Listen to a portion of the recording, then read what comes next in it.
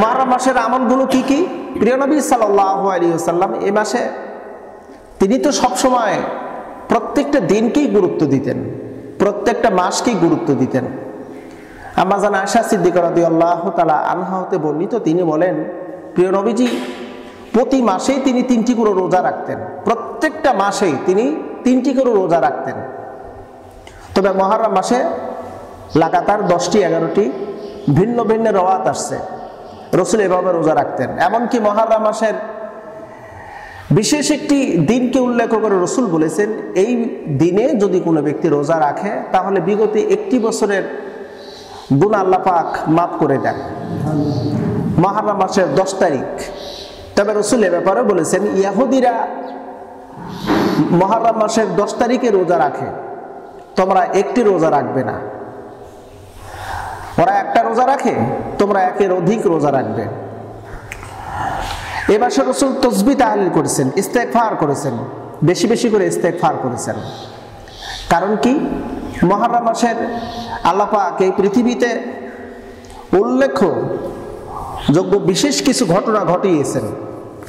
Interesting বিষয় হলো, পৃথিবী আল্লাহ পাক সৃষ্টি করেছেন মুহররম মাসে, পৃথিবী ধ্বংস করবেন মুহররম মাসে, কিয়ামত প্রতিষ্ঠিত করবেন মুহররম মাসে। মুহররম মাসে পৃথিবীতে আল্লাহ পাক আদম আর হাওয়া আলাইহিস সালাতু ওয়াস সালামকে প্রেরণ করেছেন।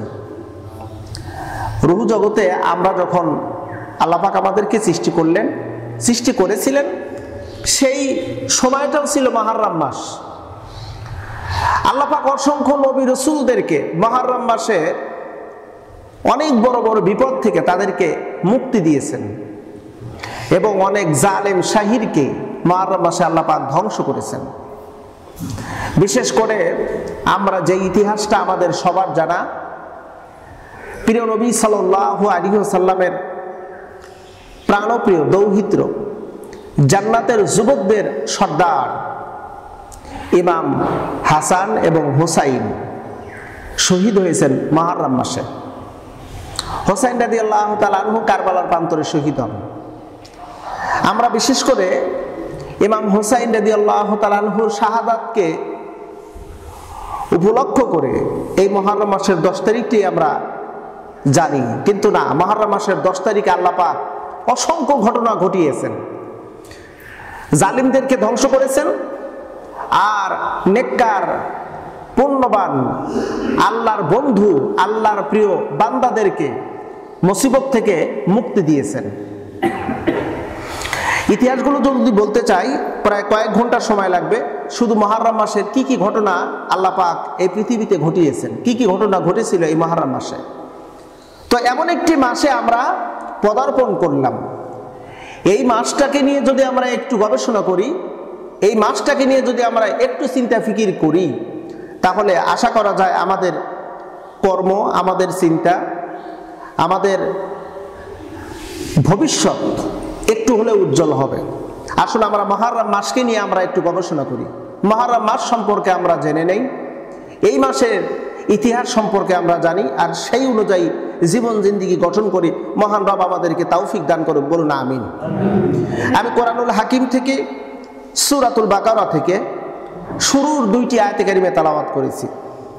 অত্র 2টি আয়াতের উপর সারসংক্ষেপ কিছু কথা বলবো। আমার আজকের আলোচ্য বিষয় হলো ইলম অর্জন করার গুরুত্ব কি, জ্ঞান অন্বেষণ করা আমাদের জন্য কতটুকু জরুরি, কতটুকু ইলম অর্জন করলেই আল্লাহ পাকের পক্ষ থেকে আমরা দায়বদ্ধতা থেকে মুক্ত হব।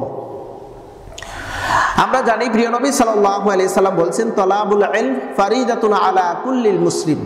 প্রত্যেক মুসলিম নর এবং নারী, পুরুষ এবং মহিলার জন্য ইলমে দ্বীন শিক্ষা করা ফরজ। যেমন নামাজ পড়া ফরজ, রোজা রাখা ফরজ, হজ করা ফরজ, যাকাত দেওয়া ফরজ, স্ত্রীকে পর্দায় রাখা ফরজ, ঠিক তদ্রুপ ফরজ ইলমে দ্বীন অন্বেষণ করা, ইলম অর্জন করা তদ্রুপ ভাবে ফরজ। আমরা জানি রমজান মাসের 30 দিনের 60টি ফরজ আছে। রমজানের 60টি ফরজ, সবচেয়ে মানে আল্লাহর কোনো ফরজকে তুচ্ছ তাচ্ছিল্য করে দেখার কোনো সুযোগ নেই। তবে সবচেয়ে ছোট ফরজ হলো রমজানের 60টি ফরজের একটি ফরজ, এটা হলো সবচাইতে ছোট ফরজ ওলামায়ে কেরামদের মতে। ইলমে দ্বীন শিক্ষা করা এটা কত বড় গুরুত্বপূর্ণ ফরজ। আমরা জানি অনেক পূর্বে বাংলা ভাষায় আমরা শুনেছি, যারা জানে আর যারা জানে না উভয় সমান হতে পারে না। এটি কিন্তু আল্লাহ পাকের দেওয়া একটি বাক্য। আল্লাহ পাক বলছে লা ইয়াস্তাবিল্লাযীনা, সমান হতে পারবে না যারা ইলম অর্জন করেছে আর যারা ইলম অর্জন করে নাই, এই দুই দল কখনোই সমান হতে পারবে না। এটা কিন্তু আল্লাহ পাকের কথা। তো ইলম অন্বেষণকারীর মর্যাদা কতটুকু হবে, এই দুনিয়ায় কেমন হবে আর পরকালীন জীবনে কেমন হবে, এ ব্যাপারে আমাদের জানা দরকার আছে না নাই? কথা বলেন, দরকার আছে।